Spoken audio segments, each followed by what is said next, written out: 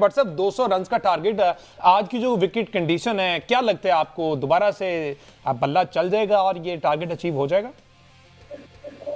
देखिए, इसके लिए उन्हें काफी तवज्जो करनी पड़ेगी और इनकी बहुत ज्यादा रिलायंस है फखर जमान की बड़ी इनिंग के ऊपर। बिल्कुल, इनके पास हिटिंग पावर में और भी प्लेयर्स हैं, लेकिन फखर एक ऐसे प्लेयर है कि जो बड़ी चेस में बड़ी 100 करने की कैपेबिलिटी रखते हैं। फिर इन्होंने बॉलिंग और फील्डिंग कोई बहुत अच्छी नहीं की, तो कुछ उसी किस्म के नज़ारे फिर स्टैलियंस की तरफ से भी आएंगे, जिनको आज बॉलिंग बेहतर होगी क्योंकि हारिस रऊफ भी वापस आए हैं, इब्रार भी वापस आए हैं, तो उनकी बॉलिंग में स्पीड और एक्सपीरियंस दोनों की एडिशन हुई है।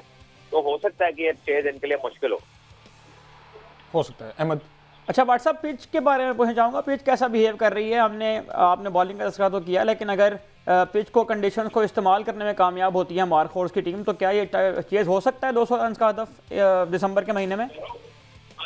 देखिए, बिल्कुल हो सकता है। अगर 200 हुआ है तो आधे घंटे बाद क्यों नहीं हो सकता। बात तो यह है कि खेले अच्छा, पिच जो है वो एक डिसेंट पिच है, उस पर बॉल आ रहा है, लेकिन आई थिंक अगर अच्छी लाइन पे बॉलिंग हो, फील्डिंग अपने चांसेस ले, तो फिर मुश्किलात हो सकती हैं। अच्छा बट साहब, फखर जमान की जानिब से आउटस्टैंडिंग परफॉर्मेंस रही throughout the tournament. Khawaja Nafay ने भी अपने आप को मनवाया और उन्होंने भी कुछ ऐसी इनिंग्स खेली हैं जो इम्पैक्टेबल हैं और वो सेलेक्टर्स की नज़रों में आ सकते हैं। तो ख्वाजा नाफे का क्या फ्यूचर देख रहे हैं आप, अगर स्पेसिफिकली इस टूर्नामेंट की बात की जाए और आगे अगर ये सिलेक्शन इनकी होती है PSL में दोबारा से, तो आप समझते हैं कि ये लंबा खेलेंगे पाकिस्तान क्रिकेट टीम की जानिब?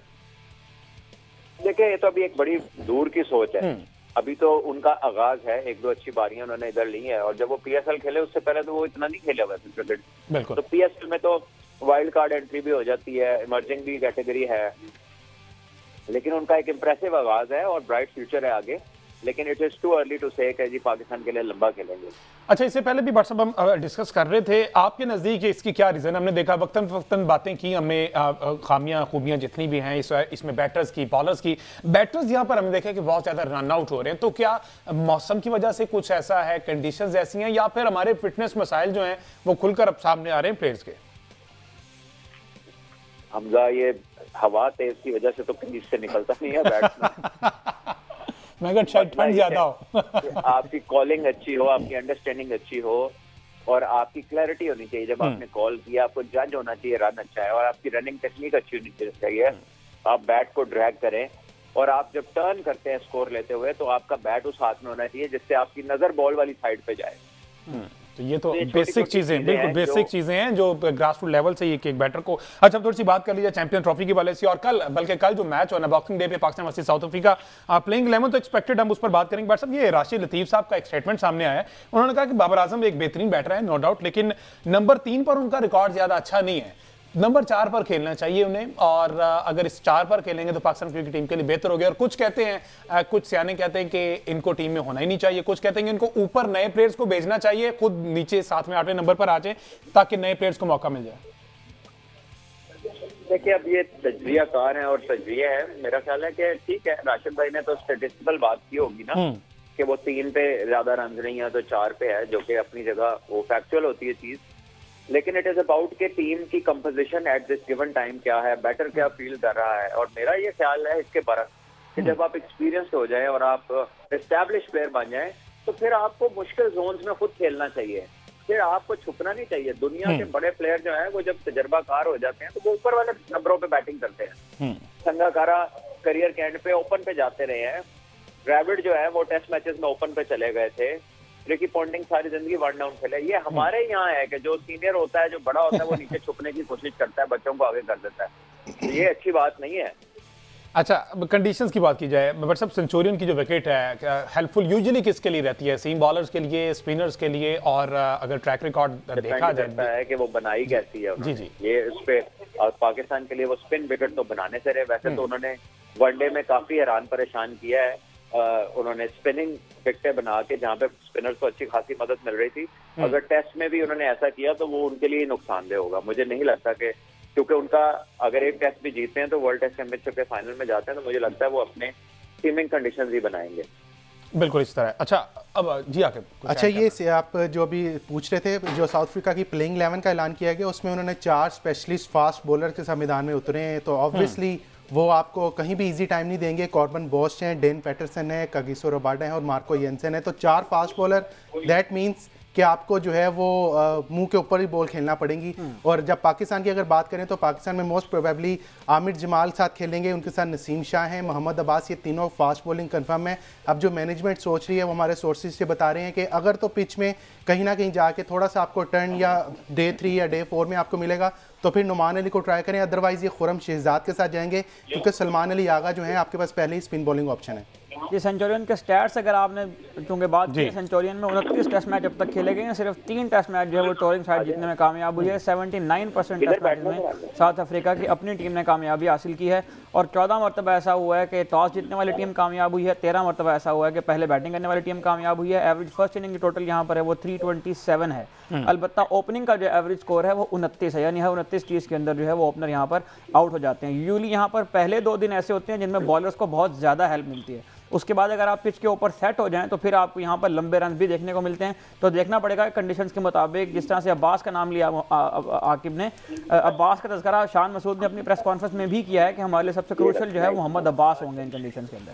अच्छा, अब्बास जैसा मंजा हुआ बॉलर जिसने बहुत ज्यादा टेस्ट क्रिकेट खेली है और ज्यादातर उन्होंने टेस्ट क्रिकेट ही खेली है, बट सब इन कंडीशंस में आपकी नजर में जितनी सर्विसेज हैं अब्बास की, यहाँ पर उन्हें यूटिलाइज करने में शान कामयाब हो जाएंगे? किसको यूटिलाइज करने में? अब्बास को, मोहम्मद अब्बास। देखिए वंस अगेन अगर तो पिच में मूवमेंट हुई तो अब्बास बड़ा बेहतरीन एक्सपोनेंट है स्पिन बॉलिंग का, सीम बॉलिंग का, और वो उनको राइट चैनल्स पता है, बहुत तजर्बाकार हैं, बड़ी उनकी परफॉर्मेंसेज हैं फर्स्ट क्लास और इंटरनेशनल लेवल के ऊपर।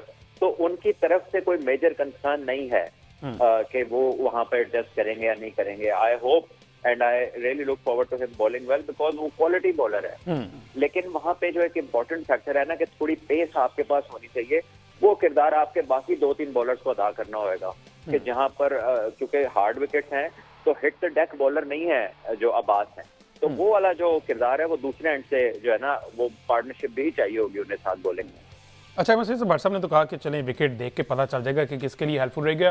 ट्रैक रिकॉर्ड वैसे इस स्टेडियम का क्या है ज़्यादातर फास्ट बॉलर्स के लिए, और अगर रन बनते हैं तो कब तक, कहां तक रन इस विकेट पे बने हुए हैं? देखिए सेंचुरियन जो है उसका रुझान मिला जुला रहा है, बिल्कुल ऐसा भी नहीं है कि ये पेस डिपेंडेंट है या पेस हैवी स्टेडियम है। इसमें कभी कभार ऐसा भी होता रहा है कि तीसरे चौथे दिन जाके स्पिनर्स को भी हेल्प मिलती है। तो ज़्यादा विकेट्स जो हैं यहाँ पर वो तो फास्ट बॉलर नहीं हासिल की हैं, वो पहले 2 दिनों में आती हैं जो फास्ट बॉलर्स की विकेट्स आती हैं। जो तीसरा और चौथा दिन है उसमें जाके कहीं ना कहीं स्पिनर्स को हेल्प मिलती है। लेकिन साउथ अफ्रीका ने जो टीम सेलेक्ट की है उसको देख के बहरहाल ये लगता है कि ये एक ऐसी पिच बनाने जा रहे हैं जो पेस हैवी विकेट होगी। उनकी जो स्पिन बॉलिंग के ऑप्शन है वो सिर्फ और सिर्फ एडन माकरम है, तो वो उनकी टीम सिलेक्शन को देखकर तो ये लग रहा है कि वो पेस के ऊपर जो है वो रिलाय करेंगे।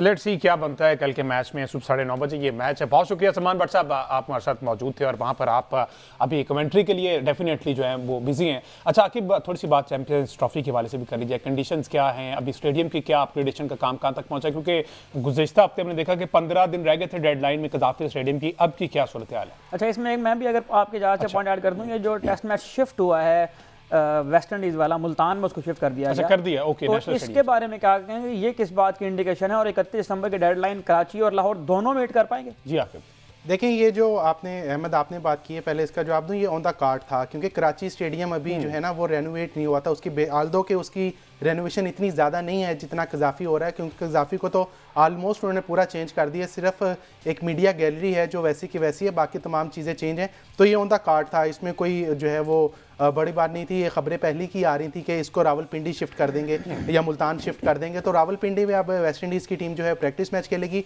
जबकि मुल्तान में जो है 2 टेस्ट मैचों की सीरीज़ होगी। रेनोवेशन की जहाँ तक बात की है, पाकिस्तान क्रिकेट बोर्ड के चेयरमैन ने 31 दिसंबर की डेडलाइन दी है फॉर स्ट्रक्चर।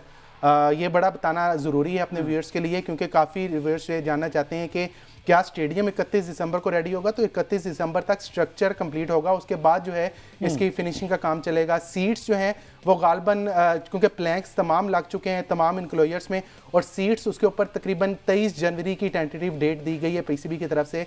23 जनवरी तक सीट्स लगा दी जाएंगी। उससे पहले 2 से 3 दफ़ा सीटें लगा के टेस्ट किया जाएगा कि ये कितनी जो है रिलायबल हैं या क्या इनकी आउटलुक आती है। कलरफुल सीट्स लगाने का प्लान है, उसके साथ जो प्लैंक्स के नीचे जो जगह खाली है। 31 की तो डेडलाइन है। आकिब, आपने बहुत दफ़ा बल्कि ज़्यादातर कज़ाफ़ी स्टेडियम में वक्त गुजरता है आपको क्या लगता है जितनी मोहसिन नकवी साहब की स्पीड ओवरऑल दूसरे कामों में, यहाँ पर वो इम्प्लीमेंट करवा लेंगे, हो जाएगा जनवरी के एंड तक ये काम?